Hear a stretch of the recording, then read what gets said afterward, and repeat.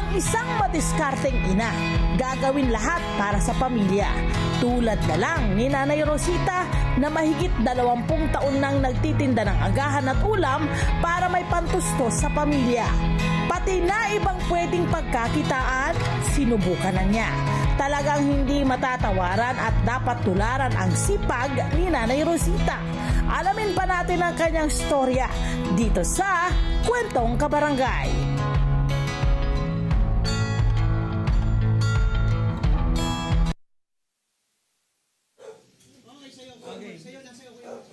Ayan naman! Pakita nyo muna nakatutok sa Net25 Live the Live! At ang hashtag kitang-kita o. Hashtag LTE lahat happy sa Capri! Ang lakas ng Net25 dito, di ba? Siyempre, kahit saan. Mami Emelita, bati ka naman! Ay, magandang araw po sa lahat. Kumusta ang umaga ninyo? Nagtatanggal na kayo ng dahon ng ampalaya. Magmumunggo ba kayo? Opo, araw-araw kami nagmumunggo. Very good. Yun ang request ng mga ng mga Opo.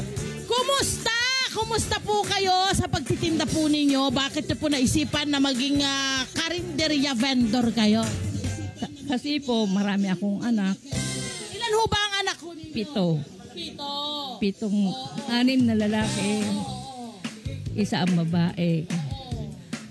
Kaya ako nagganito kasi yung mga anak ko siyempre nangangailangan ng tulong kung minsan. Ilan taon na ho ba kayo, Nay, kung pwede niyo pong sabihin? 75. Wow! Batang Pero ang bata, lakas na nanay.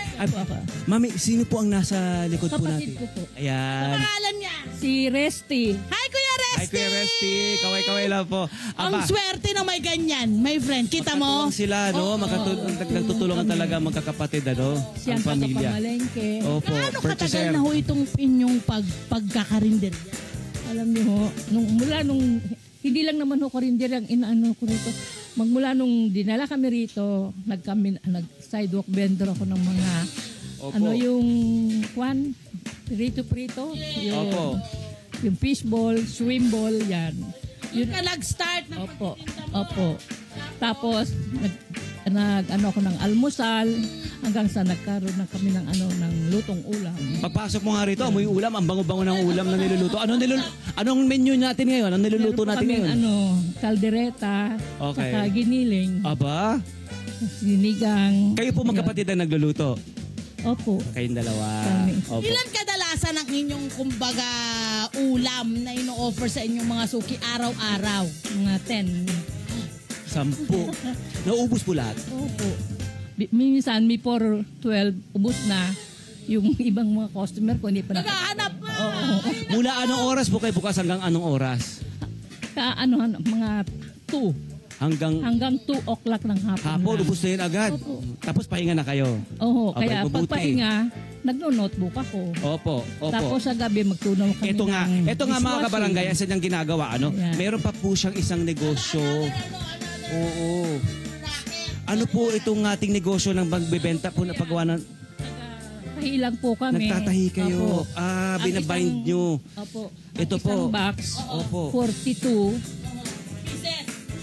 pesos. 42 pesos ang isang box. Opo, 200 pieces. Sa pagtutali.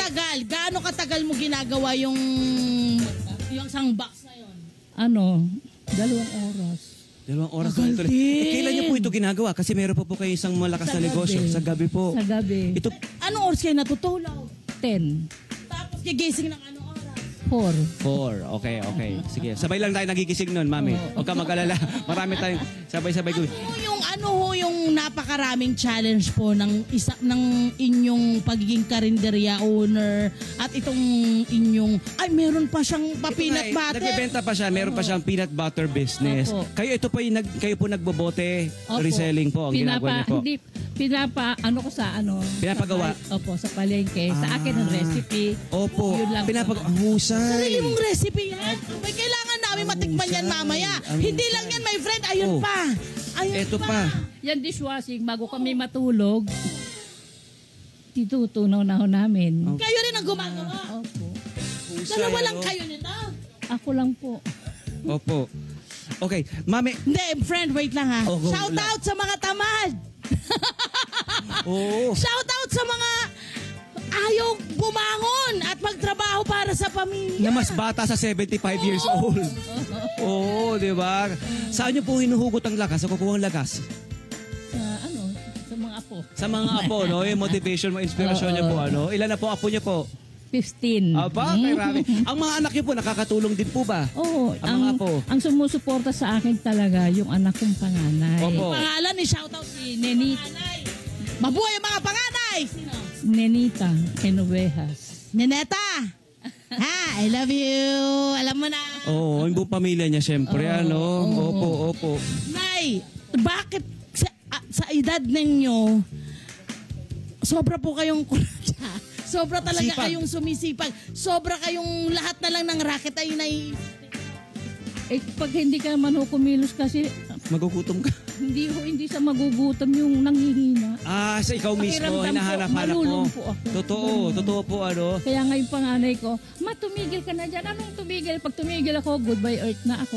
Huwag naman, hindi naman mangyayari. Kaya, sige, pabayaan na na. Alam ko na ba tayo man tumigil? Gusto mo pa rin, tulong pa rin ng tulong sa pamilya mo. Opo, sa anak ko. Kasi puro lalaki. Oo.